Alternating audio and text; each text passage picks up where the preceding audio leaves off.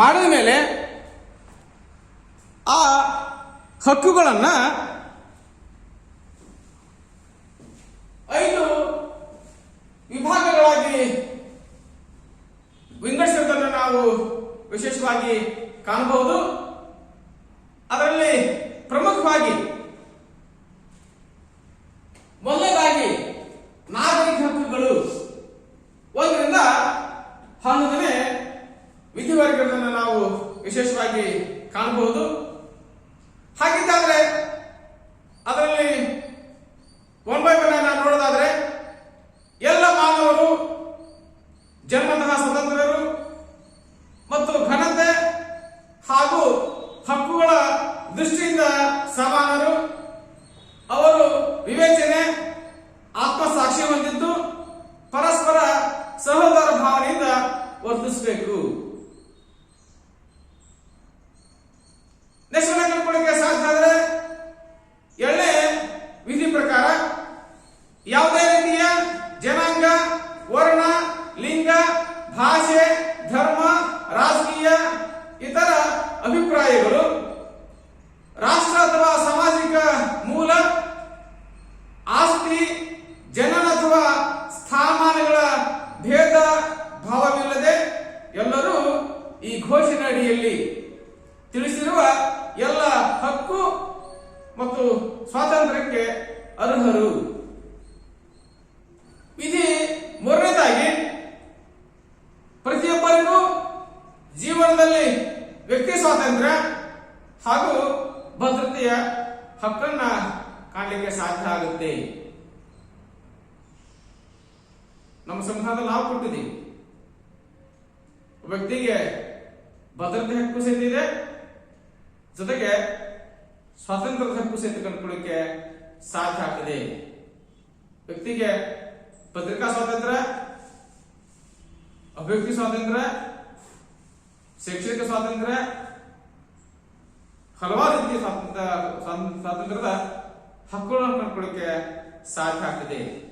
ಇನ್ನು ವಿಧಿ 4ನೇದಾಗಿ ಯಾರೊಬ್ಬರು ಗುಲಾಮಗಿರಿಯಲ್ಲಿರುವಂತಿಲ್ಲ. ಗುಲಾಮಗಿರಿ ಮತ್ತು ಗುಲಾಮ ವ್ಯಾಪಾರವನ್ನು ಸಂಪೂರ್ಣವಾಗಿ ನಿಷೇಧಿಸಲಾಗಿದೆ. ಹಿಂದೆ ಜೀತ ಪದ್ಧತಿ ಅಂತ ಇತ್ತು, ಉಳಿಮಾನ ಪದ್ಧತಿ ಅಂತ ಇತ್ತು.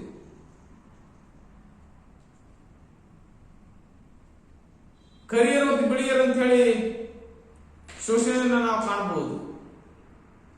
ಅಬ್ರಹಾಂ ಲಿಂಕನ್ ಅದನ್ನೆಲ್ಲ ಮಾಡ್ತಾ ಹೋದರೆ, ನಿಲ್ಲಿಸ್ತಕ್ಕಂತಹ ಪ್ರಯತ್ನ ಮಾಡ್ತಾ ಹೋದರೆ ಅದರಲ್ಲಿ ಯಶಸ್ವಿ ಸಹಿತ ಆಗ್ತಾ ಹೋಗ್ತಾರೆ. ಒಬ್ಬ ಮಾನವ ಮತ್ತೊಬ್ಬ ಮಾನವನನ್ನ ಮಾರಾಟ ಮಾಡ್ತಕ್ಕಂಥ ವ್ಯವಸ್ಥೆ ಸಹಿತ ಜಗತ್ತಿನಲ್ಲಿತ್ತು. ಹಾಗಾಗಿ ಯಾರೊಬ್ಬರು ಗುಲಾಮಗಿರಿಯಲ್ಲಿರುವಂತಿಲ್ಲ.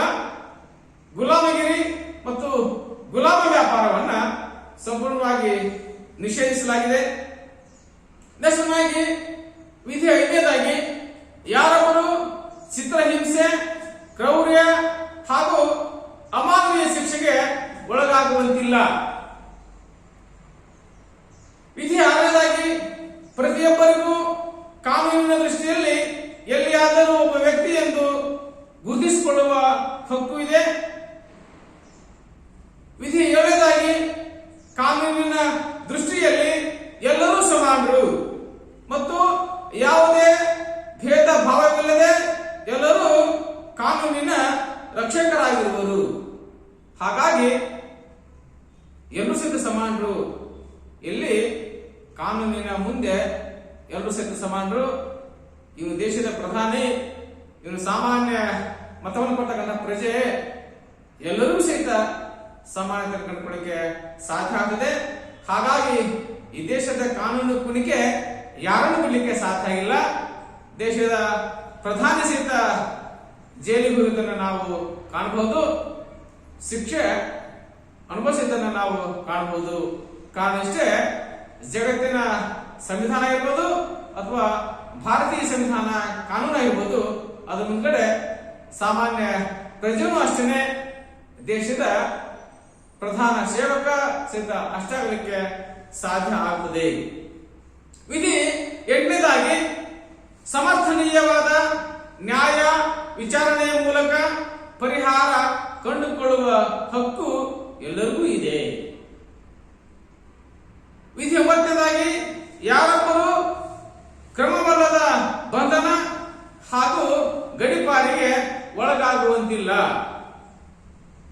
ವಿಧಿ 10ನೇದಾಗಿ ಯಾವುದೇ ವ್ಯಕ್ತಿ ಕ್ರಿಮಿನಲ್ ಮೊಕದ್ದಮೆಗೆ ಗುರಿಯಾಗಿದ್ದರೆ ನ್ಯಾಯ ಮಂಡಳಿಗಳ ಮೂಲಕ ನ್ಯಾಯಯುತವಾದ ವಿಚಾರಣೆಗೆ ಒತ್ತಾಯಿಸುವ ಹಕ್ಕಿದೆ. ವಿಧಿ 11ನೇದಾಗಿ ದೋಷಿ ಎಂದು ಅಪಾದಿತನಾಗಿರುವ ವ್ಯಕ್ತಿಗೆ ಅವನ ಅಪರಾಧ ಸಾಬೀತಾಗುವವರೆಗೆ ಅವನನ್ನು ನಿರ್ದೋಷಿ ಎಂದೇ ಪರಿಗಣಿಸುವ ಹಕ್ಕಿದೆ. ಕೇವಲ ಆರೋಪಿಯಾದ ತಕ್ಷಣ ಅವನು ಅಪರಾಧಿ ಆಗಲಿಕ್ಕೆ ಸಾಧ್ಯ ಇಲ್ಲ. ಅವನ ಆರೋಪ ಅನೇಕ ಸಾಕ್ಷ್ಯಾಧಾರಗಳ ಮೂಲಕವಾಗಿ ಕಾನೂನು ಸಮ್ಮತವಾದಾಗ ಅಥವಾ ನ್ಯಾಯಾಲಯ ಅವನನ್ನ ಆರೋಪದಿಂದ ಘೋಷಣೆ ಮಾಡಲು ಸಹಿತ ಅವನು ಮಾತನೆ ಕೇವಲ ಆರೋಪಿ ಆಗಲಿಕ್ಕೆ ಸಾಧ್ಯ ಆಗ್ತದೆ. ಹಾಗಾಗಿ ಆರೋಪಿ ಬೇರೆ ಜೊತೆಗೆ ಅಪರಾಧಿ ಬೇರೆ ಅಂತಂತಹ ಸಿದ್ಧಾಂತವನ್ನು ನಾವು ಕಂಡುಕೊಳ್ಳಕ್ಕೆ ಪ್ರಯತ್ನ ಸಹಿತ ಮಾಡಬಹುದು. ಇನ್ನ ಸಾಮಾಜಿಕ ಹಕ್ಕುಗಳು ವಿಧಿ 12ರಿಂದ 17ವರೆಗೆ ನಾವು ಕಂಡುಕೊಳ್ಳಕ್ಕೆ ಪ್ರಯತ್ನ ಸಹಿತ ಮಾಡಬಹುದು. ಹಾಗಿದ್ದರೆ ಸಾಮಾಜಿಕ ಹಕ್ಕುಗಳು ವಿಧಿ 12ರಿಂದ 17ವರೆಗೆ. ವಿಧಿ 12ನೇದಾಗಿ ಯಾರೊಬ್ಬರ ಗೌಪ್ಯತೆ, ಕುಟುಂಬ ಮತ್ತು ಪತ್ರ ವ್ಯವಹಾರದಲ್ಲಿ ಅಥವಾ ಒಬ್ಬರ ಗೌರವ ಮತ್ತು ಘನತೆಯ ವಿಷಯದಲ್ಲಿ ಮತ್ತೊಬ್ಬರು ಹಸ್ತಕ್ಷೇಪ ಮಾಡುವಂತಿಲ್ಲ. 2ನೇದಾಗಿ 13 ವಿಧಿ ಎನಲ್ಲಿ ಪ್ರತಿಯೊಬ್ಬರಿಗೂ ಅವರ ರಾಜ್ಯದ ಗಡಿಯೊಳಗೆ ಸಂಚರಿಸಲು ಮತ್ತು ನಿವಾಸ ಹೊಂದಲು ಸ್ವಾತಂತ್ರ್ಯವಿದೆ. ಅಂದ್ರೆ ನನ್ನ ರಾಜ್ಯದ ಗಡಿಗೆ ಮಿತಿಗೊಳಪಟ್ಟು ನಾನು ಸಂಚಾರ ಮಾಡಲಿಕ್ಕೆ, ಜೊತೆಗೆ ಮನೆಯನ್ನು ಹೊಂದಲಿಕ್ಕೆ, ಮನೆಯನ್ನು ಕಟ್ಟಿಸಲಿಕ್ಕೆ ನನಗೆ ಸ್ವತಂತ್ರ ಅವಕಾಶವನ್ನು ಕಲ್ಪಿಸಿಕೊಳ್ಳಲಿಕ್ಕೆ ಸಾಧ್ಯ ಆಗಿದೆ. ಜೊತೆಗೆ ಸ್ವದೇಶ ವಿಧಿ 2ನೇದಾಗಿ 11ನೇ ವಿಧಿ 13ನೇ ವಿಧಿ 2ನೇದಾಗಿ ಸ್ವದೇಶ ಸೇರಿದಂತೆ ಯಾವುದೇ ದೇಶ ಬಿಟ್ಟು ಹೋಗುವ ಮತ್ತು ಮರಳಿ ಸ್ವದೇಶಕ್ಕೆ ಬರುವ ಹಕ್ಕನ್ನ ಕಂಡುಕೊಳ್ಳಕ್ಕೆ ಸಾಧ್ಯ ಆಗುತ್ತೆ. ಅಂದ್ರೆ ಒಬ್ಬ ವ್ಯಕ್ತಿ ಬೇರೆ ದೇಶಕ್ಕೆ ಹೋಗಬಹುದು, ಪುನಃ ತನ್ನ ದೇಶಕ್ಕೆ ಸಹಿತ ಬರ್ಬೋದು. ಬಿಟ್ಟು ಹೋದ್ಮೇಲೆ ಮತ್ತೆ ಅಲ್ಲೇ ಕಾನೂನು ಇರಲಿಕ್ಕೆ ಸಾಧ್ಯ ಆಗುದಿಲ್ಲ. ಬೇಕಾದಾಗ ಹೋಗಬಹುದು, ನಾವು ಬೇಜಾರಾದ್ರೆ ಮತ್ತೆ ನಮ್ಮ ದೇಶಕ್ಕೆ ಪುನಃ ಬರ್ತನೆ ಕಂಡುಕೊಳ್ಳಿಕ್ಕೆ ಸಾಧ್ಯ ಆಗ್ತದೆ. ಇನ್ನು ವಿಧಿ 14 ಏನೆಲ್ಲ ಕಂಡುಕೊಳ್ಳಿಕ್ಕೆ ಸಾಧ್ಯ ಆದ್ರೆ ರಾಜಕೀಯ ಕಿರುಕುಳ ತಪ್ಪಿಸಿಕೊಳ್ಳಲು ಬೇರೊಂದು ರಾಷ್ಟ್ರದಲ್ಲಿ ಆಶ್ರಯ ಪಡೆಯುವ ಹಕ್ಕನ್ನು ಕಂಡುಕೊಳ್ಳಿಕ್ಕೆ ಸಾಧ್ಯ ಆಗುತ್ತೆ. ಇತ್ತೀಚೆಗೆ ಪಾಕಿಸ್ತಾನದ ಮಾಜಿ ಪ್ರಧಾನಿ ನವಾಜ್ ಶರೀಫ್ನವರು ಇಂಗ್ಲೆಂಡ್ ದೇಶದಲ್ಲಿ ವಾಸವಾಗಿದ್ದನ್ನು ಕಂಡುಕೊಳ್ಳಿಕ್ಕೆ ಸಾಧ್ಯ ಆಗ್ತದೆ. ಅಂದ್ರೆ ನನ್ನ ದೇಶದಲ್ಲಿ ನನ್ನ ರಕ್ಷಣೆ ಇಲ್ಲ ಅಂತ ಅವನಿಗೆ ಕಂಡು ಬಂದಿದ್ದಾದ್ರೆ, ಅಥವಾ ರಾಜಕೀಯವಾಗಿ ಕಿರುಕುಳ ತೊಂದರೆಯನ್ನು ತಪ್ಪಿಸಿಕೊಳ್ಳೋದಕ್ಕಾಗಿ ಬೇರೊಂದು ದೇಶದಲ್ಲಿ, ಜಗತ್ತಿನ ಯಾವುದೇ ದೇಶದಲ್ಲಿ ಆ ವ್ಯಕ್ತಿ ಇಷ್ಟಪಟ್ಟಂತ ಸ್ಥಳದಲ್ಲಿ ಅವರಿಗೆ ವಾಸ ಮಾಡತಕ್ಕಂತ ಹಕ್ಕನ್ನು ಕಂಡುಕೊಳ್ಳಿಕ್ಕೆ ಸಾಧ್ಯ ಆಗಿದೆ. ಜೊತೆಗೆ 14 ವಿಧಿ ಬೀನಲ್ಲಿ ಕಂಡುಕೊಳ್ಳಿಕ್ಕೆ ಸಾಧ್ಯ ಅಂದ್ರೆ ವಿಶ್ವಸಂಸ್ಥೆಯ ತತ್ವಗಳು ಮತ್ತು ಉದ್ದೇಶಗಳಿಗೆ ವಿರುದ್ಧವಾದ ಕೃತ್ಯಗಳು ಅಥವಾ ರಾಜಕೀಯೇತರ ಅಪರಾಧಗಳಿಗೆ ಸಂಬಂಧಿಸಿದಂತೆ ಈ ನಿಯಮವನ್ನು ಅನ್ವಯಿಸಲಾಗುವುದಿಲ್ಲ. ಅಂದ್ರೆ ವಿಶ್ವಸಂಸ್ಥೆಯ ಏನು ತತ್ವ ಸಿದ್ಧಾಂತಗಳಿವೆ ಅದಕ್ಕೆ ವಿರುದ್ಧವಾದಂತ ರೀತಿಯಲ್ಲಿ ವ್ಯಕ್ತಿ ವರ್ತಿಸಿದ್ದೆ ಆದ್ರೆ, ಅದಕ್ಕೆ ವಿರುದ್ಧವಾದಂತ ರೀತಿಯಲ್ಲಿ ವ್ಯಕ್ತಿ ನಡ್ಕೊಂಡಿದ್ದೆ ಆದ್ರೆ ಈ ರೀತಿ ತತ್ವವನ್ನು ಅದಕ್ಕೆ ಅನ್ವಯಿಸಲಿಕ್ಕೆ ಸಾಧ್ಯ ಇಲ್ಲ. ಈ ತತ್ವ ಅದಕ್ಕೆ ಸಂಬಂಧಪಡಲಿಕ್ಕೆ ಸಾಧ್ಯ ಇಲ್ಲ ನಾನು ವಿಶೇಷವಾಗಿ ನೋಡಬಹುದು. ಇನ್ನ ವಿಧಿ 15 ಹೇಗೆ ಅನುಗುಣವಾಗಿ ಎಲ್ಲರಿಗೂ ರಾಷ್ಟ್ರೀಯ ಹಕ್ಕನ್ನು ಕಂಡುಕೊಳ್ಳಿಕ್ಕೆ ಸಾಧ್ಯ ಆಗಿದೆ. ಅಂದ್ರೆ ನಾನು ಈ ದೇಶದ ಪ್ರಜೆ, ಒಬ್ಬ ವ್ಯಕ್ತಿ ಒಂದು ದೇಶದ ಪ್ರಜೆಯಾಗಿ ಗುರುತಿಸಿಕೊಳ್ತಕ್ಕಂತಹ ಹಕ್ಕನ್ನ ನನಗೆ ವಿಶ್ವಸಂಸ್ಥೆ ನೀಡಿದೆ. ಹಾಗಾಗಿ ಐ ಆಮ್ ಇಂಡಿಯನ್ ಅಂತ, ನಾನೊಬ್ಬ ಭಾರತೀಯ. ಹಾಗಾಗಿ ಪ್ರತಿಯೊಬ್ಬ ವ್ಯಕ್ತಿಗೆ ಸಹಿತ ತನ್ನ ದೇಶದೊಂದಿಗೆ ಗುರುತಿಸಿಕೊಂಡಂತಹ ಹಕ್ಕನ್ನು ಕಂಡುಕೊಳ್ಳಕ್ಕೆ ಸಾಧ್ಯ ಆಗ್ತದೆ. ಅದನ್ನು ನಾವು ಹೇಳ್ತೀವಿ ಏನು ನಮ್ದಿಂದ ರೈಟ್ ಫಾರ್ ನ್ಯಾಷನಾಲಿಟಿ, ರಾಷ್ಟ್ರೀಯ ಹಕ್ಕನ್ನು ಕಂಡುಕೊಳ್ಳಕ್ಕೆ ಸಾಧ್ಯ ಆಗ್ತದೆ. ಇನ್ನು ವಿಧಿ 15 ಬಿ ನಲ್ಲಿ ಕಂಡುಕೊಳ್ಳಕ್ಕೆ ಸಾಧ್ಯ ಆದ್ರೆ ಯಾರೊಬ್ಬರ ರಾಷ್ಟ್ರೀಯತೆಯನ್ನು ನಿರಾಕರಿಸುವಂತಿಲ್ಲ, ಜೊತೆಗೆ ರಾಷ್ಟ್ರೀಯತೆ ಬದಲಿಸಿಕೊಳ್ಳುವ ಹಕ್ಕನ್ನು ನಿರಾಕರಿಸುವಂತಿಲ್ಲ. ಅದೊಬ್ಬ ವ್ಯಕ್ತಿಗೆ ನೀನು ಈ ದೇಶವನ್ನು ಅನ್ನಲಿಕ್ಕೆ ಸಾಧ್ಯ ಇಲ್ಲ, ನೀನು ಈ ದೇಶದಲ್ಲಿ ಅಲ್ಲ ಅನ್ನಲಿಕ್ಕೆ ಸಾಧ್ಯ ಇಲ್ಲ. ಅದನ್ನ ರಾಷ್ಟ್ರೀಯತೆ ಈ ದೇಶದಲ್ಲಿ ಹುಟ್ಟಿದ್ದಾನೆ, ಅವನು ಈ ದೇಶದ ಪ್ರಜೆ, ಹಾಗಾಗಿ ಅವನು ಈ ದೇಶದ ರಾಷ್ಟ್ರೀಯತೆಯಿಂದ ಗುರುತಿಸಿಕೊಳ್ಳಕ್ಕೆ ಪ್ರಯತ್ನ ಸಹಿತ ಮಾಡ್ತಾ ಹೋಗ್ತಾನೆ. ಜೊತೆಗೆ ರಾಷ್ಟ್ರೀಯತೆ ಬದಲಿಸಿಕೊಳ್ತಕ್ಕಂಥ ಹಕ್ಕು ಸಹಿತ ನಿರಾಕರಿಸ ಹಾಗಿಲ್ಲ. ನಾನು ಈ ದೇಶದ ರಾಷ್ಟ್ರೀಯತೆ ನಾನು ಬೇಡ, ನಾನು ಬೇರೆ ದೇಶದಲ್ಲಿ ವಾಸ ಮಾಡ್ತಾ ಹೋಗ್ತೇನೆ, ಅಲ್ಲಿ ನ್ಯಾಷನಾಲಿಟಿ ಪಡ್ಕೊಳ್ತೇನೆ, ಓಕೆ ಕಾರ್ಯ. ಹಾಗಾಗಿ ನಾವು ವಿಶೇಷವಾಗಿ ಹೇಳ್ತಾ ಹೋಗ್ತೇವೆ. ಇನ್ನು ವಿಧಿ 16 ಏನಲ್ಲಿ ಅರ್ಹ ವಯಸ್ಸಿನ ಪುರುಷ ಮತ್ತು ಮಹಿಳೆಗೆ ಜನಾಂಗ, ರಾಷ್ಟ್ರೀಯತೆ ಅಥವಾ ಧರ್ಮ ಇವುಗಳ ತಾರತಮ್ಯವಿಲ್ಲದೆ ಮದುವೆಯಾಗುವ ಮತ್ತು ಕುಟುಂಬ ರೂಪಿಸುವ ಹಕ್ಕಿದೆ, ಅಲ್ಲದೆ ಅವರಿಗೆ ವಿಚ್ಛೇದನ ಪಡೆಯುವ ಹಕ್ಕಿದೆ. ಅಂದ್ರೆ ಯಾವುದೇ ಜಾತಿ, ಧರ್ಮ, ಮತ, ರಾಷ್ಟ್ರೀಯತೆ ಆಧಾರದ ಮೇಲೆ ನಾವು ಮದುವೆಯನ್ನ ನಿರಾಕರಿಸುವಾಗಿಲ್ಲ. ಆದ್ರೆ ಮದುವೆಗೆ ನಿಗದಿಪಡಿಸಿದ ವಯಸ್ಸಿತ್ತಂದ್ರೆ ಯಾವುದೇ ಯುವಕ ಯುವತಿಯರಾಗಿರ್ತಕ್ಕಂಥವ್ರು ಮದುವೆ ಆಗಲಿಕ್ಕೆ ಹಕ್ಕನ್ನು ಕೊಡಲಿಕ್ಕೆ ಸಾಧ್ಯ ಆಗಿದೆ. ಒಂದು ವೇಳೆ ಮದುವೆ ಇಷ್ಟ ಇಲ್ವಾ, ನಿನ್ ಪಾಡಿಗೆ ನೀನು, ಅವನ ಪಾಡಿಗೆ ಅವನು ಏನ್ ಮಾಡಬಹುದು, ಡಿವೋರ್ಸ್ ತಗೊಂಡು ಕೋರ್ಟ್ ಮೂಲಕ ಡಿಗ್ರಿ ಮಾಡ್ಕೊಳ್ಳಿಕ್ಕೆ ಹಕ್ಕನ್ನು ಸೇರ್ಕೊಳ್ಳಿಕ್ಕೆ ಸಾಧ್ಯ ಆಗಿದೆ. ಹಾಗಾಗಿ ವಿಶೇಷವಾಗಿ ಹೇಳ್ತಾ ಹೋದ್ವಿ, ಅರ್ಹ ವಯಸ್ಸಿನ ಪುರುಷ ಮತ್ತು ಮಹಿಳೆಗೆ ಜನಾಂಗ, ರಾಷ್ಟ್ರೀಯತೆ ಅಥವಾ ಧರ್ಮ ಇವುಗಳ ತಾರತಮ್ಯವಿಲ್ಲದೆ ಮದುವೆಯಾಗುವ, ಕುಟುಂಬ ರೂಪಿಸುವ, ಅಲ್ಲದೆ ಅವರಿಗೆ ವಿಚ್ಛೇದನ ಪಡೆಯುವ ಹಕ್ಕನ್ನು ಕಂಡುಕೊಳ್ಳಿಕ್ಕೆ ಸಾಧ್ಯ ಆಗ್ತದೆ. ನೆಕ್ಸ್ಟ್ 16 ವಿಧಿ ಬಿ ನಲ್ಲಿ ಮದುವೆ ಸ್ತ್ರೀ ಪುರುಷರ ಮುಕ್ತ ಮತ್ತು ಸಂಪೂರ್ಣ ಸಮ್ಮತಿಯಿಂದಲೇ ಆಗಿರಬೇಕು. ಅಂದ್ರೆ ಮದುವೆಗೆ ಹುಡುಗ ಹುಡುಗಿ ಒಪ್ಕೊಂಡಿರ್ಬೇಕು. ಅಂದ್ರೆ ಒತ್ತಾಯಪೂರ್ವಕವಾಗಿ ಯಾರಿಗೂ ಸಹಿತ ಮದುವೆ ಮಾಡಲಿಕ್ಕೆ ಹಕ್ಕಿಲ್ಲ, ಮದುವೆ ಮಾಡಿಸ್ಲಿಕ್ಕೆ ಹಕ್ಕಿಲ್ಲ. ಹಾಗಾಗಿ ವಿಶೇಷವಾಗಿ ಹೇಳ್ತಾ ಹೋಗ್ತೀವಿ, ಮದುವೆಗೆ ಸ್ತ್ರೀ ಪುರುಷರಿಬ್ಬರ ಮುಕ್ತ ಮತ್ತು ಪೂರ್ಣ ಸ್ವಾತಂತ್ರ್ಯ ಅಥವಾ ಸಮ್ಮತಿ ಇರಲಿಕ್ಕೆ ಸಾಧ್ಯ ಆಗಿರಬೇಕು. ನೆಕ್ಸ್ಟ್ ವಿಧಿ ಸೀರಿಯಲ್ ಕಂಡುಕೊಳ್ಳಿಕ್ಕೆ 16 ವಿಧಿ ಸೀರಿಯಲ್ ಕಂಡುಕೊಳ್ಳಿಕ್ಕೆ ಸಾಧ್ಯ ಆದ್ರೆ ಕುಟುಂಬವು ಸಮಾಜದ ಸ್ವಾಭಾವಿಕ ಹಾಗೂ ಮೂಲಭೂತ ಘಟಕವಾಗಿದೆ ಮತ್ತು ಸಮಾಜ ಹಾಗೂ ರಾಜ್ಯದಿಂದ ರಕ್ಷಣೆ ಪಡೆಯುತ್ತದೆ. ಹಾಗಾಗಿ ಕುಟುಂಬ ಏನಿದೆ ಸಮಾಜದ ಮೂಲಭೂತ ಘಟಕ ಆಗಿರುವುದರಿಂದ ಆ ಮೂಲಭೂತ ಘಟಕಕ್ಕೆ ರಕ್ಷಣೆ ಕೊಟ್ಟಂತದ್ದು ಆ ರಾಜ್ಯದ ಜವಾಬ್ದಾರಿ. ಹಾಗಾಗಿ ಸಮಾಜ ಹಾಗೂ ರಾಜ್ಯದಿಂದ ರಕ್ಷಣೆ ಪಡೆದಂತ ಹಕ್ಕನ್ನ ಒಂದು ಕುಟುಂಬ ಅಥವಾ ಒಂದು ಮನೆ ಹೊಂದಲಿಕ್ಕೆ ಸಾಧ್ಯ ಆಗ್ತದೆ. ಇನ್ನ 17ನೇ ವಿಧಿ ಉಪವಿಧಿ ಏನೆಲ್ಲ ಕಂಡುಕೊಳ್ಳಿಕ್ಕೆ ಸಾಧ್ಯ ಆದ್ರೆ ಪ್ರತಿಯೊಬ್ಬರಿಗೂ ವೈಯಕ್ತಿಕವಾಗಿ ಹಾಗೂ ಜಂಟಿಯಾಗಿ ಆಸ್ತಿ ಹೊಂದುವ ಹಕ್ಕಿದೆ. ಅಂದ್ರೆ ಒಬ್ಬ ವ್ಯಕ್ತಿ ಆಸ್ತಿಯನ್ನು ಖರೀದಿ ಮಾಡಬಹುದು, ಆದ್ರೆ ಅದು ನ್ಯಾಯಸಮ್ಮತವಾಗಿರಬೇಕು, ಕಷ್ಟಪಟ್ಟು ದುಡಿದಿದ್ದೇ ಆಗಿರಬೇಕು, ನ್ಯಾಯ ಮಾರ್ಗದಿಂದ ಅದನ್ನ ಪಡ್ಕೊಳ್ಳಿಕ್ಕೆ ಸಾಧ್ಯ ಆಗಿರಬೇಕು. ಹಾಗಾಗಿ ಪ್ರತಿಯೊಬ್ಬರಿಗೂ ವೈಯಕ್ತಿಕವಾಗಿ ಅಂದ್ರೆ ಇಂಡಿವಿಜುವಲ್ ಆಗಿ ಅಥವಾ ಜಾಯಿಂಟ್ ಆಗಿ ಜಂಟಿಯಾಗಿ ಆಸ್ತಿಯನ್ನ ಹೊಂದುವ ಹಕ್ಕನ್ನು ಕಂಡುಕೊಳ್ಳಿಕ್ಕೆ ಸಾಧ್ಯ ಆಗಿದೆ. ನೆಕ್ಸ್ಟ್ ಯಾರೊಬ್ಬರು ಇನ್ನೊಬ್ಬರ ಆಸ್ತಿಗೆ ಅಡ್ಡ ಬರುವಂತಿಲ್ಲ.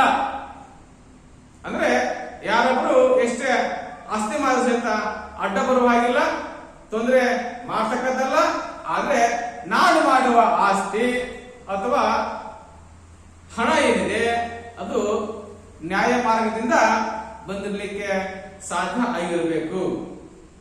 ನೆಕ್ಸ್ಟ್ ನಾವು ಕಂಡುಕೊಳ್ಳಿಕ್ಕೆ ಸಾಧ್ಯ ಆಗುತ್ತೆ ರಾಜಕೀಯ ಹಕ್ಕುಗಳು. 18ರಿಂದ 21ನೇ ವಿಧಿವರೆಗೂ ನಾವು ಅದನ್ನ ಚರ್ಚೆ ಸಹಿತ ಮಾಡ್ತಾ ಹೋಗ್ತೀವಿ.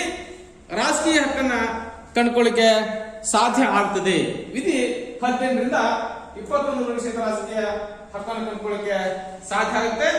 ಹಾಗಿದ್ದಾಗ ವಿಧಿ 18ರ ಪ್ರಕಾರ ಪ್ರತಿಯೊಬ್ಬರಿಗೂ ಮುಕ್ತವಾದ ಆಲೋಚನೆ, ಆತ್ಮಸಾಕ್ಷಿ ಮತ್ತು ಧರ್ಮಾಚರಣೆ ಹಕ್ಕನ್ನು ಕಂಡುಕೊಳ್ಳಿಕ್ಕೆ ಸಾಧ್ಯ ಆಗುತ್ತೆ. ಈ ಹಕ್ಕಿನಲ್ಲಿ ಅವರಿಗೆ ವೈಯಕ್ತಿಕವಾಗಿ ಅಥವಾ ಸಾಮುದಾಯಿಕವಾಗಿ ಧರ್ಮ ಅಥವಾ ನಂಬಿಕೆ ಬದಲಿಸುವ ಸ್ವಾತಂತ್ರ್ಯ ಇದೆ. ಹಾಗಾಗಿ ಪ್ರತಿಯೊಬ್ಬರು ಸಹಿತ 18ನೇ ವಿಧಿಗನುಗುಣವಾಗಿ ಆಲೋಚನೆ, ಆತ್ಮಸಾಕ್ಷಿ ಮತ್ತು ಧರ್ಮಾಚರಣೆಯ ಹಕ್ಕನ್ನು ಕಂಡುಕೊಳ್ಳಿಕ್ಕೆ ಸಾಧ್ಯ ಆಗಿದೆ. ಈ ಹಕ್ಕಿನಲ್ಲಿ ಅವರಿಗೆ ವೈಯಕ್ತಿಕವಾಗಿ ಅಥವಾ ಸಾಮುದಾಯಿಕವಾಗಿ ಧರ್ಮ ಅಥವಾ ನಂಬಿಕೆ ಬದಲಿಸುವ ಸ್ವಾತಂತ್ರ್ಯವನ್ನು ಕಂಡುಕೊಳ್ಳಿಕ್ಕೆ ಸಾಧ್ಯ ಆಗ್ತದೆ. ಹಾಗಾಗಿ ನಮ್ಮ ಸಂವಿಧಾನದಲ್ಲಿ ಕೊಡಲಾಗಿದೆ. 28 ಉಪವಿಧಿ 1, 2, 3 ಸ್ಪಷ್ಟವಾಗಿ ಹೇಳ್ತಾ ಹೋಗಿದ್ದೀವಿ. ವಿಧಿ 19ನೇದಾಗಿ ಪ್ರತಿಯೊಬ್ಬರಿಗೂ ಅಭಿಪ್ರಾಯ ತಿಳಿಸುವ ಮತ್ತು ಅಭಿವ್ಯಕ್ತಿ ಸ್ವಾತಂತ್ರ್ಯ ಹಕ್ಕನ್ನು ಕಂಡುಕೊಳ್ಳಿಕ್ಕೆ ಸಾಧ್ಯ ಆಗುತ್ತೆ. ಇದಕ್ಕಾಗಿ ಯಾವುದೇ ಮಾಧ್ಯಮ ಬಳಸುವ ಹಕ್ಕಿದೆ. ನಮ್ಮ ಸಂವಿಧಾನದಲ್ಲಿ ನಾವು ಕೊಟ್ಟಿದ್ದೀವಿ. ವ್ಯಕ್ತಿಗೆ ಅಭಿವ್ಯಕ್ತಿ ಸ್ವಾತಂತ್ರ್ಯ, ಪತ್ರಿಕಾ ಸ್ವಾತಂತ್ರ್ಯ, ಲೇಖನ ಸ್ವಾತಂತ್ರ್ಯ, ಮಾತಾಡುವ ಹಕ್ಕನ್ನು ಕಂಡುಕೊಳ್ಳಿಕ್ಕೆ ಸಾಧ್ಯ ಆಗಿದೆ. ಹಾಗಾಗಿ ಪ್ರತಿಯೊಬ್ಬರಿಗೂ ಅಭಿಪ್ರಾಯ ತಿಳಿಸುವ ಮತ್ತು ಅಭಿವ್ಯಕ್ತಿ ಸ್ವಾತಂತ್ರ್ಯದ ಹಕ್ಕಿದೆ. ಇದಕ್ಕಾಗಿ ಯಾವುದೇ ಮಾಧ್ಯಮವನ್ನ ಬಳಸುವ ಹಕ್ಕನ್ನು ಸಹಿತ ವಿಶ್ವಸಂಸ್ಥೆಯ ಆ ವ್ಯಕ್ತಿಗೆ ಕೊಡ್ಲಿಕ್ಕೆ ಪ್ರಯತ್ನ ಸಹಿತ ಮಾಡ್ತಾ ಹೋಗುತ್ತೆ. 20ನೇ ವಿಧಿ ಹೇಗೆ ಅನುಗುಣವಾಗಿ ಪ್ರತಿಯೊಬ್ಬರಿಗೂ ಶಾಂತಿಯುತ ಸಭೆ ಹಾಗೂ ಸಂಘ ಸೇರುವ ಸ್ವಾತಂತ್ರ್ಯ ಹಕ್ಕಿದೆ. ಅಂದ್ರೆ ನಿರಾಯುಧರಾಗಿ, ಆಯುಧರಹಿತವಾಗಿ, ಶಾಂತಿಯುತವಾಗಿ ಸಭೆ ಸೇರ್ತಕ್ಕಂಥ, ಜೊತೆಗೆ ಯಾವುದಾದ್ರೂ ಸಂಘ ಸಂಸ್ಥೆ ಸೇರ್ತಕ್ಕಂತಹ ಹಕ್ಕು ಸಂಪೂರ್ಣವಾಗಿ ಕಂಡುಕೊಳ್ಳಿಕ್ಕೆ ಸಾಧ್ಯ ಆಗಿದೆ. ಜೊತೆಗೆ 20ನೇ ಉಪವಿಧಿ ಬಿಗೆ ಅನುಗುಣವಾಗಿ ಯಾರೊಬ್ಬರನ್ನು ಬಲವಂತವಾಗಿ ಸಂಘಟನೆಗೆ ಸೇರುವಂತೆ ಒತ್ತಾಯಿಸುವಂತಿಲ್ಲ. ನೆಕ್ಸ್ಟ್ 21 ಉಪವಿಧಿ ಹೇಗೆ ಅನುಗುಣವಾಗಿ ಉಪವಿಧಿ ಏನಲ್ಲಿ ಪ್ರತಿಯೊಬ್ಬರಿಗೂ ಅವರ ದೇಶದ ಸರ್ಕಾರದಲ್ಲಿ ನೇರವಾಗಿ ಅಥವಾ ಚುನಾಯಿತ ಪ್ರತಿನಿಧಿಗಳ ಮೂಲಕ ಭಾಗವಹಿಸುವ ಹಕ್ಕನ್ನು ಕಂಡುಕೊಳ್ಳಿಕ್ಕೆ ಸಾಧ್ಯ ಆಗುತ್ತದೆ. ಅಂದ್ರೆ ಅವರ ಸರ್ಕಾರದಲ್ಲಿ ನೇರವಾಗಿ ಭಾಗಿಯಾಗುವ ಮೂಲಕವಾಗಿ ಅಥವಾ ಚುನಾಯಿತ ಪ್ರತಿನಿಧಿಗಳ ಮೂಲಕ ಭಾಗವಹಿಸುವ ಹಕ್ಕನ್ನು ಕಂಡುಕೊಳ್ಳಿಕ್ಕೆ ಸಾಧ್ಯ ಆಗಿದೆ. ಹಾಗಾಗಿ ಯಾರಿಗೆ ಮತ ಚಲಾಯಿಸುವ ಹಕ್ಕಿದೆ ಅವನ ಸರ್ಕಾರದಲ್ಲಿ ಭಾಗಿಯಾಗಬಹುದು, ಚುನಾವಣೆಗೆ ನಿಲ್ಲಬಹುದು, ಜನಪ್ರತಿನಿಧಿಯಾಗಿ ಆಯ್ಕೆ ಆಗಲಿಕ್ಕೆ ಅವಕಾಶವನ್ನ ಜಗತ್ತಿನ ಎಲ್ಲ ಸಂವಿಧಾನ ಸಹಿತ ಕೊಡೋದನ್ನು ನಾವು ವಿಶೇಷವಾಗಿ ಕಾಣಬಹುದು. ಇನ್ನು 21 ಉಪವಿಧಿ ಬಿ ನಲ್ಲಿ ಪ್ರತಿಯೊಬ್ಬರಿಗೂ ಅವರ ರಾಷ್ಟ್ರದಲ್ಲಿಯ ಸಾರ್ವಜನಿಕ ಸೇವೆಗಳನ್ನು ಸಮಾನವಾಗಿ ಪಡೆಯುವ ಹಕ್ಕಿದೆ. ಹಾಗಾಗಿ ನಾವು ವಿಶೇಷವಾಗಿ ಹೇಳ್ತೀವಿ, ಪ್ರತಿಯೊಬ್ಬರಿಗೂ ಆಹಾರ, ಬಟ್ಟೆ, ವಸತಿ, ಗುಣಮಟ್ಟದ ಶಿಕ್ಷಣ, ಗುಣಮಟ್ಟದ ಆರೋಗ್ಯ ಯೋಜನೆ ಸಹಿತ ಸಾರ್ವಜನಿಕ ಸೇವೆ ಆಗ್ತದೆ, ಪಬ್ಲಿಕ್ ಸೆಕ್ಟರ್ ಕಂಡುಕೊಳ್ಳಿಕ್ಕೆ ಸಾಧ್ಯ ಆಗುತ್ತೆ. ಹಾಗಾಗಿ ಪ್ರತಿಯೊಬ್ಬರಿಗೂ ಅವರ ರಾಷ್ಟ್ರದಲ್ಲಿಯ ಸಾರ್ವಜನಿಕ ಸೇವೆಗಳನ್ನು ಸಮಾನವಾಗಿ ಪಡೆಯುವ ಹಕ್ಕಿದೆ. ಇನ್ನು 21 ಉಪವಿಧಿ ಸಿಗೆ ಅನುಗುಣವಾಗಿ ಸರ್ಕಾರದ ಅಧಿಕಾರಕ್ಕೆ ಜನಸಮ್ಮತಿಯ ಆಧಾರ, ಇದನ್ನು ಮತ ಚಲಾಯಿಸುವ ಮೂಲಕ ಸಾರ್ವತ್ರಿಕ ಚುನಾವಣೆಗಳಲ್ಲಿ ಪ್ರಕಟಿಸಬಹುದು. ಹಾಗಾಗಿ ಸರ್ಕಾರದ ಅಧಿಕಾರಕ್ಕೆ ಜನಸಮ್ಮತಿಯ ಆಧಾರ. ಹಾಗಾಗಿ ಚುನಾವಣೆಗಳ ಮೂಲಕ ಒಂದು ದೇಶದ ಪ್ರಜಾಪ್ರಭುತ್ವ ನಾಯಕರನ್ನ ಪ್ರಜೆಗಳೇ ಮತ ಹೋದರೆ ಆಯ್ಕೆ ಮಾಡಲು ಕಂಡುಕೊಳ್ಳಕ್ಕೆ ಸಾಧ್ಯ ಆಗ್ತದೆ. ಹಾಗಾಗಿ ಭಾರತ ಅತ್ಯಂತ ದೊಡ್ಡ ಜನತಂತ್ರ ಪ್ರಜಾಪ್ರಭುತ್ವ ರಾಷ್ಟ್ರ ಕಂಡುಕೊಳ್ಳಕ್ಕೆ ಸಾಧ್ಯ ಆಗ್ತದೆ. ಹಾಗಾಗಿ by the people for the people of the people ಅಂತ ಹೇಳ್ತಾ ಹೋಗ್ತೀವಿ. ಪ್ರಜೆಗಳಿಂದ ಪ್ರಜೆಗಳಿಗಾಗಿ ಪ್ರಜೆಗಳೇ ಆಯ್ಕೆ ಮಾಡತಕ್ಕಂತಹ ಸರ್ಕಾರ ಏನಿದೆ ಅದನ್ನು ನಾವು ಡೆಮಾಕ್ರಸಿ ಅಥವಾ ಪ್ರಜಾಪ್ರಭುತ್ವ ಕಂಡುಕೊಳ್ಳಕ್ಕೆ ಸಾಧ್ಯ ಆಗ್ತದೆ. ಆರ್ಥಿಕ ಹಕ್ಕುಗಳು ವಿಧಿ 22ರಿಂದ 27ರವರೆಗೆ ಆರ್ಥಿಕ ಹಕ್ಕನ್ನು ಕಂಡುಕೊಳ್ಳಿಕ್ಕೆ ಸಾಧ್ಯ ಆದ್ರೆ ವಿಶ್ವಸಂಸ್ಥೆಯ ಸಾಮಾನ್ಯ ಸಭೆ ನಿರ್ಣಯ 217 ಉಪನಿರ್ಣಯ 111ರಲ್ಲಿ ಆರ್ಥಿಕ ಹಕ್ಕುಗಳನ್ನು ಸ್ಪಷ್ಟಪಡಿಸಲಾಗಿದೆ. ವಿಧಿ 22ರಿಂದ 27ರವರೆಗೆ ವಿಶ್ವಸಂಸ್ಥೆಯ ಆರ್ಥಿಕ ಹಕ್ಕುಗಳನ್ನ ತಿಳಿಸತಕ್ಕಂಥ ಕೆಲಸವನ್ನು ಸಹಿತ ಮಾಡ್ತಾ ಹೋಗುತ್ತೆ. ಹಾಗಾಗಿ ವಿಧಿ 22ರಲ್ಲಿ ಕಂಡುಕೊಳ್ಳಿಕ್ಕೆ ಸಾಧ್ಯ ಆದ್ರೆ ಪ್ರತಿಯೊಬ್ಬರು ಸಮಾಜದ ಸದಸ್ಯರಾಗಿದ್ದು ಆತನಿಗೆ ರಾಷ್ಟ್ರೀಯ ಸಾಮರ್ಥ್ಯ, ಅಂತಾರಾಷ್ಟ್ರೀಯ ಸಂಘಟನೆಗಳ ಪಾತ್ರ ಮತ್ತು ರಾಜ್ಯದ ಸಂಪನ್ಮೂಲಗಳನ್ನು ಆಧರಿಸಿ ಆರ್ಥಿಕ ಸಾಮಾಜಿಕ ಸುರಕ್ಷತೆಯನ್ನು ಪಡೆಯುವ ಆ ಮೂಲಕ ಗೌರವದಿಂದ ಮುಕ್ತ ವ್ಯಕ್ತಿತ್ವ ವಿಕಸನ ಸಾಧಿಸುವ ಹಕ್ಕನ್ನ ಕಂಡುಕೊಳ್ಳಿಕ್ಕೆ ಸಾಧ್ಯ ಆಗ್ತದೆ. ಇನ್ನು 23 ವಿಧಿ ಏನಲ್ಲಿ ಕಂಡುಕೊಳ್ಳಿಕ್ಕೆ ಸಾಧ್ಯ ಆದರೆ ಪ್ರತಿಯೊಬ್ಬರು ತಮ್ಮ ಮುಕ್ತ ಆಯ್ಕೆಯನುಸಾರ ಉದ್ಯೋಗಾವಕಾಶವನ್ನು ಮುಕ್ತ ಪರಿಸರದಲ್ಲಿ ಕಾರ್ಯನಿರ್ವಹಿಸುವ ಅವಕಾಶವನ್ನು ಹಾಗೂ ನಿರುದ್ಯೋಗದ ವಿರುದ್ಧ ರಕ್ಷಣಾ ಹಕ್ಕನ್ನು ಕಂಡುಕೊಳ್ಳಿಕ್ಕೆ ಸಾಧ್ಯ ಆಗ್ತದೆ. ಹಾಗಾಗಿ ಪ್ರತಿಯೊಬ್ಬರು ಸಹಿತ ಅವನ ಆಯ್ಕೆಯನುಸಾರವಾಗಿ ಮುಕ್ತವಾದಂತಹ ಉದ್ಯೋಗಾವಕಾಶವನ್ನ ಜೊತೆಗೆ ಮುಕ್ತ ಪರಿಸರದಲ್ಲಿ ಅಂದ್ರೆ ಉತ್ತಮ ಪರಿಸರದಲ್ಲಿ ಕಾರ್ಯನಿರ್ವಹಿಸತಕ್ಕಂಥ ಅವಕಾಶವನ್ನ ಪಡ್ಕೊಳ್ಳಿಕ್ಕೆ ಸಾಧ್ಯ ಆಗ್ತದೆ. ಒಂದ್ ವೇಳೆ ನಿರುದ್ಯೋಗದ ವಿರುದ್ಧ ರಕ್ಷಣಾ ಹಕ್ಕನ್ನು ಸಹಿತ ಆ ವ್ಯಕ್ತಿ ಹೊಂದಲಿಕ್ಕೆ ಸಾಧ್ಯ ಆಗ್ತದೆ. ಹಾಗಾಗಿ ನಾವು ನೋಡ್ತಾ ಹೋಗ್ತೀವಿ ಇತ್ತೀಚಿನ ದಿನಮಾನಗಳಲ್ಲಿ ಹಲವಾರು ರಾಜ್ಯಗಳಲ್ಲಿ ದೇಶಗಳಲ್ಲಿ ನಿರುದ್ಯೋಗ ಭತ್ಯೆಗೆ ಕೂಗನ್ನು ಕಂಡುಕೊಳ್ಳಿಕ್ಕೆ ಸಾಧ್ಯ ಆಗ್ತದೆ. ಕಾರಣ ಇಷ್ಟೇ, ನಿರುದ್ಯೋಗದ ವಿರುದ್ಧ ರಕ್ಷಣಾ ಹಕ್ಕನ್ನ ವ್ಯಕ್ತಿ ಹೊಂದೋದನ್ನು ನಾವು ಕಾಣಬಹುದು. ನೆಕ್ಸ್ಟ್ ಆಗಿ ಉಪವಿಧಿ 23 ಉಪವಿಧಿ ಬೀದಿಯಲ್ಲಿ ಕಂಡುಕೊಳ್ಳಿಕ್ಕೆ ಸಾಧ್ಯ ಅಂದ್ರೆ ಯಾವುದೇ ತಾರತಮ್ಯವಿಲ್ಲದೆ ಸಮಾನ ಕೆಲಸಕ್ಕೆ ಸಮಾನ ವೇತನ ಪಡೆಯುವ ಹಕ್ಕು ಎಲ್ಲರಿಗೂ ಇದೆ.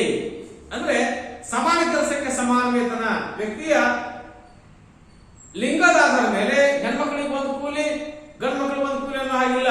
ಸಮಾನ ಕೆಲಸಕ್ಕೆ ಸಮಾನ ವೇತನ, ಸೇಮ್ ವರ್ಕ್ ಸೇಮ್ ಸ್ಯಾಲರಿ, ಈ ಸಿದ್ಧಾಂತ ಏನಿದೆ ಎಲ್ಲರಿಗೂ ಜಗತ್ತಿನಲ್ಲಿ ಅನ್ವಯವಾಗುವುದನ್ನು ನಾವು ಕಾಣಬಹುದು. ಜೊತೆಗೆ 23 ಉಪವಿಧಿ ಸಿನಲ್ಲಿ ಕಂಡುಕೊಳ್ಳಿಕ್ಕೆ ಸಾಧ್ಯ ಆದರೆ ಪ್ರತಿಯೊಬ್ಬರಿಗೂ ತನ್ನ ಹಾಗೂ ತನ್ನ ಕುಟುಂಬದ ಗೌರವಯುತ ಬದುಕಿಗೆ ಅರ್ಹವಾದ ವೇತನ ಪಡೆಯುವ ಹಕ್ಕಿದೆ. ಈ ಪ್ರತಿಯೊಬ್ಬರಿಗೂ ಕಾರ್ಮಿಕ ಸಂಘ ರಚಿಸುವ ಹಾಗೂ ತನ್ನ ರಕ್ಷಣೆಗೆ ಸಂಘ ಸೇರುವ ಹಕ್ಕನ್ನು ಕಂಡುಕೊಳ್ಳಿಕ್ಕೆ ಸಾಧ್ಯ ಆಗುತ್ತೆ. ಹಾಗಾಗಿ ತನ್ನ ಬೇಡಿಕೆ ಈಡೇರದಿದ್ದಾಗ ನಿರ್ದಿಷ್ಟ ಸಂಘವನ್ನು ರಚನೆ ಮಾಡಿ ಆ ಮೂಲಕ ಸರ್ಕಾರದ ಮೇಲೆ ಹಕ್ಕೊತ್ತಾಯವನ್ನು ಮಂಡಿಸತಕ್ಕಂತಹ ಹಕ್ಕು ಎಲ್ಲ ಕಾರ್ಮಿಕರಿಗೆ ಜಗತ್ತಿನ ಪ್ರತಿಯೊಬ್ಬ ವ್ಯಕ್ತಿ ವಿಷಯ ಕಂಡುಕೊಳ್ಳಿಕ್ಕೆ ಸಾಧ್ಯ ಆಗ್ತದೆ. ಇನ್ನು ವಿಧಿ 24 ಕಂಡುಕೊಳ್ಳಿಕ್ಕೆ ಸಾಧ್ಯ ಆದರೆ ಪ್ರತಿಯೊಬ್ಬರಿಗೂ ವಿಶ್ರಾಂತಿ ಹಾಗೂ ಬಿಡುವಿನ ವೇಳೆಯ ಹಕ್ಕು ಮತ್ತು ವೇತನದೊಡನೆ ರಜೆಯ ಹಕ್ಕಿದೆ. ದಶಮಾಗಿ ವಿಧಿ 25 ಏನಲ್ಲಿ ಪ್ರತಿಯೊಬ್ಬ ವ್ಯಕ್ತಿಗೂ ತನ್ನ ಹಾಗೂ ತನ್ನ ಕುಟುಂಬದ ಆರೋಗ್ಯಕರ ಹಾಗೂ ಜೀವನ ಮಟ್ಟಕ್ಕೆ ತಕ್ಕಂತೆ ಬದುಕುವ ಹಕ್ಕಿದೆ. ವಿಧಿ 25 ಬಿ ನಲ್ಲಿ ತಾಯಿ ಮತ್ತು ಮಗುವಿಗೆ ಸಾಮಾಜಿಕ ರಕ್ಷಣೆ ಹಾಗೂ ವಿಶೇಷ ಯೋಗಕ್ಷೇಮದ ಹಕ್ಕನ್ನು ಕಂಡುಕೊಳ್ಳಿಕ್ಕೆ ಸಾಧ್ಯ ಆಗಿದೆ. ಹಾಗಾಗಿ ಜಗತ್ತಿನಲ್ಲಿರ್ತಕ್ಕಂತಹ ಜನಿಸ್ತಕ್ಕಂಥ ಪ್ರತಿಯೊಬ್ಬ ಮಗು ಮತ್ತು ಅವನ ತಾಯಿಯ ರಕ್ಷಣೆ ಏನು ನಮ್ದಾಗಿದ್ದಂತಹ ಆ ದೇಶದ ಆ ರಾಜ್ಯಗಳ ಪ್ರಮುಖ ಕರ್ತವ್ಯ. ಹಾಗಾಗಿ ವಿಶೇಷವಾಗಿ ಹೇಳ್ತಾ ಹೋಗ್ತೀವಿ, ತಾಯಿ ಮತ್ತು ಮಗುವಿಗೆ ಸಾಮಾಜಿಕ ರಕ್ಷಣೆ ಹಾಗೂ ವಿಶೇಷ ಯೋಗಕ್ಷೇಮದ ಹಕ್ಕನ್ನು ಕಂಡುಕೊಳ್ಳಿಕ್ಕೆ ಸಾಧ್ಯ ಆಗುತ್ತೆ.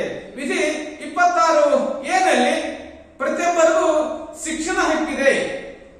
ಪ್ರತಿಯೊಬ್ಬರಿಗೂ ಶಿಕ್ಷಣದ ಹಕ್ಕನ್ನು ಕಂಡುಕೊಳ್ಳಿಕ್ಕೆ ಸಾಧ್ಯ ಆಗಿದೆ.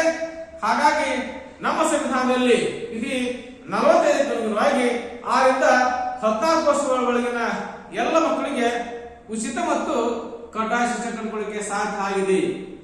ಹಾಗಾಗಿ ವಿಶೇಷವಾಗಿ ಹೇಳ್ತಾ ಹೋಗ್ತೀವಿ, ಶಿಕ್ಷಣ ವ್ಯಕ್ತಿಯ ಮೂಲಭೂತ ಹಕ್ಕು.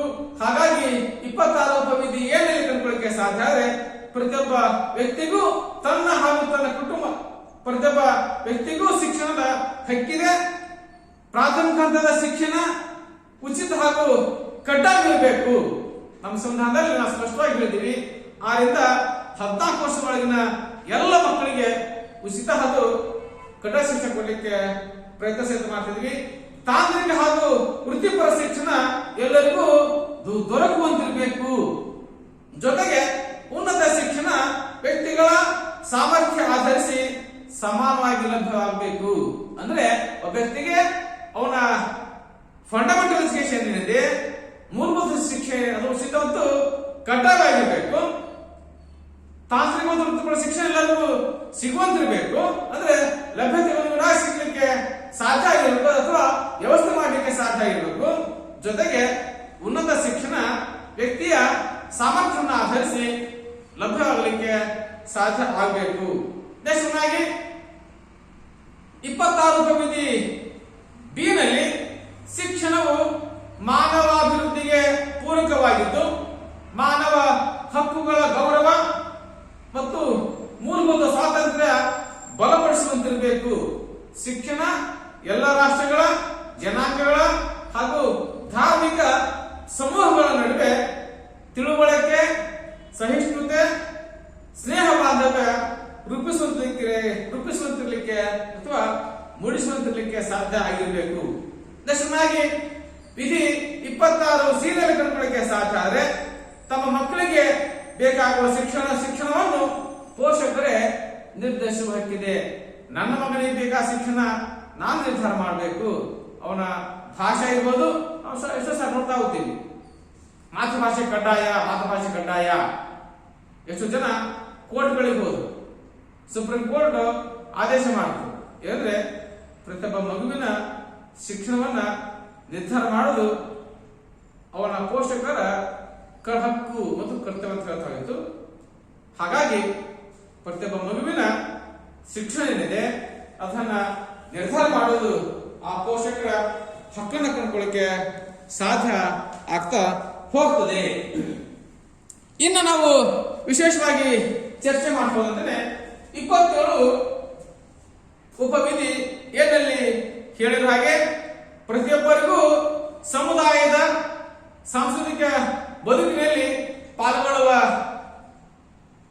ಹಾಗೂ ಕಲಾ ಸಂತೃಪ್ತಿ ಹೊಂದುವ ಮತ್ತು ವೈಜ್ಞಾನಿಕ ಸಾಧನೆ ಮತ್ತು ಅದರ ಪ್ರಯೋಜನಗಳನ್ನು ಹೊಂದುವ ಹಕ್ಕನ್ನು ಕಂಡುಕೊಳ್ಳಕ್ಕೆ ಸಾಧ್ಯ ಆಗಿದೆ. ಅಂದ್ರೆ ತಮ್ಮ ಕಲೆ, ಸಾಹಿತ್ಯ, ಸಂಗೀತವನ್ನ ವ್ಯಕ್ತಪಡಿಸತಕ್ಕಂತಹ ಆ ಮೂಲಕ ಸಂತೃಪ್ತಿ ಬದುಕನ್ನ, ಸಂತೋಷವನ್ನ ಪಡ್ಕೋತಕ್ಕಂಥ ಹಕ್ಕು ಎಲ್ಲರಿಗೂ ಇರೋದನ್ನು ಕಂಡುಕೊಳ್ಳಕ್ಕೆ ಸಾಧ್ಯ ಆಗ್ತದೆ. 27 ಉಪವಿಧಿ ಬಿ ನಲ್ಲಿ ಪ್ರತಿಯೊಬ್ಬರಿಗೂ ಯಾವುದೇ ವೈಜ್ಞಾನಿಕ, ಸಾಹಿತ್ಯಿಕ ಹಾಗೂ ಕಲಾ ಉತ್ಪನ್ನದಿಂದ ಉಂಟಾದ ನೈತಿಕ ಹಾಗೂ ಲೌಕಿಕ ಆಸಕ್ತಿಗಳ ರಕ್ಷಣಾ ಹಕ್ಕನ್ನು ಕಂಡುಕೊಳ್ಳಿಕ್ಕೆ ಸಾಧ್ಯ ಇದೆ. ಇನ್ನ 5ನೇ ಭಾಗ ಕಂಡುಕೊಳ್ಳಿಕ್ಕೆ ಸಾಧ್ಯ ಆದರೆ ಅನುಷ್ಠಾನಕ್ಕೆ ಸಂಬಂಧಿಸಿದ ಹಕ್ಕುಗಳು ವಿಧಿ 28ರಿಂದ 30ರವರೆಗೆ. ಇನ್ನು ನಾವು ಚರ್ಚೆ ಸಹಿತ ಮಾಡಬಹುದಂತೆ ಅನುಷ್ಠಾನಕ್ಕೆ ಸಂಬಂಧಿಸಿದ ಹಕ್ಕುಗಳು, ಅದರಲ್ಲಿ ಪ್ರತಿಯೊಬ್ಬರು ಒಂದು 28 ವಿಧಿಗನುಗುಣವಾಗಿ ಪ್ರತಿಯೊಬ್ಬರು ಒಂದು ಸಾಮಾಜಿಕ ಹಾಗೂ ಅಂತಾರಾಷ್ಟ್ರೀಯ ನೀತಿಗೆ ಬದ್ಧರಾಗಿರುತ್ತಾರೆ. ಅಂದ್ರೆ ಜಗತ್ತಿನ ಪ್ರತಿಯೊಬ್ಬ ಪ್ರಜೆ ಒಂದು ಸಾಮಾಜಿಕ ಹಾಗೂ ಅಂತಾರಾಷ್ಟ್ರೀಯ ನೀತಿಗೆ ಬದ್ಧರಾಗಿರಲಿಕ್ಕೆ ಸಾಧ್ಯ ಆಗಬೇಕು. ಆ ದೇಶಕ್ಕೆ ಮತ್ತು ಆ ಜಗತ್ತಿಗೆ ಯಾವುದೇ ರೀತಿಯ ಕಂಟಕ ಬಾರದ ರೀತಿಯಲ್ಲಿ, ತೊಂದರೆ ಯಾಗದ ರೀತಿಯಲ್ಲಿ, ಕೋಮು ಗಲಭೆ ಆಗದ ರೀತಿಯಲ್ಲಿ ವರ್ತಿಸಲಿಕ್ಕೆ ಸಾಧ್ಯ ಸಹಿತ ಆಗಿರಬೇಕು. 29 ಉಪವಿಧಿ ಏನೆಲ್ಲ ಕಂಡುಕೊಳ್ಳಕ್ಕೆ ಸಾಧ್ಯ ಆದರೆ ಪ್ರತಿಯೊಬ್ಬರಿಗೂ ಸಮುದಾಯ ಸಂಬಂಧಿತ ಕರ್ತವ್ಯಗಳಿದ್ದು ಅವುಗಳಿಂದ ಮಾತ್ರ ಅವನ ಮುಕ್ತ ಹಾಗೂ ಸಂಪೂರ್ಣ ವ್ಯಕ್ತಿತ್ವ ವಿಕಾಸ ಸಾಧ್ಯ. ಹಾಗಾಗಿ ಪ್ರತಿಯೊಬ್ಬರು ಸಹಿತ ಅವನ ಸಮುದಾಯಕ್ಕೆ ಸಂಬಂಧಿಸಿದ ಕರ್ತವ್ಯ ಸಾಕಷ್ಟಿರ್ತವೆ. ಅವುಗಳಿಂದ ಮಾತ್ರ ಅವನ ಮುಕ್ತ ಹಾಗೂ ಸಂಪೂರ್ಣ ವ್ಯಕ್ತಿತ್ವ ವಿಕಾಸ ಸಾಧ್ಯ. ಅದಕ್ಕೆ ಅವಕಾಶ ಮಾಡಿಕೊಡ್ಲಿಕ್ಕೆ ಸಾಧ್ಯ ಆಗಿರಬೇಕು. 29 ವಿಧಿ ಡಿ ನಲ್ಲಿ ಎಲ್ಲರೂ ಕಾನೂನಿನ ಮಿತಿಯೊಳಗೆ ಹಕ್ಕು ಮತ್ತು ಸ್ವಾತಂತ್ರ್ಯವನ್ನ ಅನುಭವಿಸಬೇಕು. ಇದರಿಂದ ಮತ್ತೊಬ್ಬರ ಹಕ್ಕು ಮತ್ತು ಸ್ವಾತಂತ್ರ್ಯ ಕಾಪಾಡಲು ಮತ್ತು ನೈತಿಕ ಅವಶ್ಯಕತೆ ಪೂರೈಸಲು ಸಾಧ್ಯ. ಹಾಗೂ ಪ್ರಜಾಪ್ರಭುತ್ವ ಸಮಾಜದಲ್ಲಿ ಸಾರ್ವಜನಿಕ ಶಿಸ್ತು ಕಾಪಾಡಿದಂತಾಗುತ್ತದೆ. ಹಾಗಾಗಿ ವಿಶೇಷವಾಗಿ ಚರ್ಚಿಸಿ ಮಾತನಾಡ್ತೀವಿ. ಒಬ್ಬ ವ್ಯಕ್ತಿಯ ಹಕ್ಕು ಮತ್ತು ಸ್ವಾತಂತ್ರ್ಯ ಕಾಪಾಡೋದಕ್ಕಾಗಿ ನೈತಿಕ ಅವಶ್ಯಕತೆ ಪೂರೈಸಲಿಕ್ಕೆ ಸಾಧ್ಯ ಆಗ್ತದೆ. ಹಾಗಾಗಿ ಪ್ರಜಾಪ್ರಭುತ್ವ ದೇಶದಲ್ಲಿ ಸಾಮಾಜಿಕ ಶಿಸ್ತು ಕಾಪಾಡಲಿಕ್ಕೆ ಸಾಧ್ಯ ಆಗ್ತದೆ.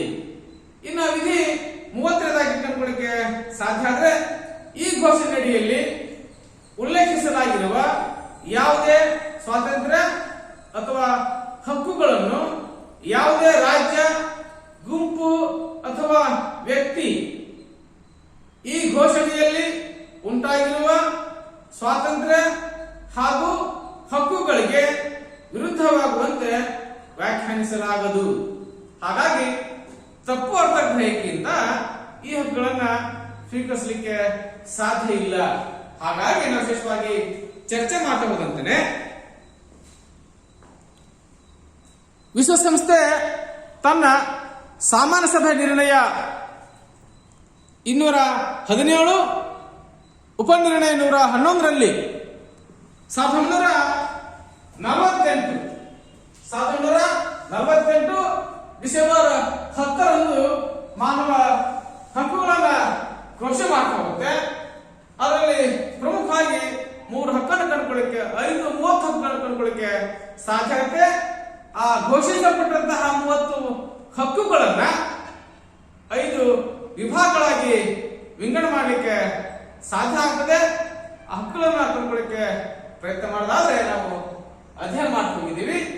ಒಂದು ನಾಗರಿಕ ಹಕ್ಕು, 1ರಿಂದ 11ನೇ ವಿಧಿಗಳು, ಸಾಮಾಜಿಕ ಹಕ್ಕುಗಳು 12ರಿಂದ 17ನೇ ವಿಧಿಗಳು, ರಾಷ್ಟ್ರೀಯ ಹಕ್ಕುಗಳು 18ರಿಂದ 21ನೇ ವಿಧಿವರೆಗೆ, ಆರ್ಥಿಕ ಹಕ್ಕುಗಳು 22ರಿಂದ 27ರವರೆಗೆ, ಅನುಷ್ಠಾನಕ್ಕೆ ಸಂಬಂಧಿಸಿದ ಹಕ್ಕುಗಳು 28ರಿಂದ 30ವರೆಗೂ.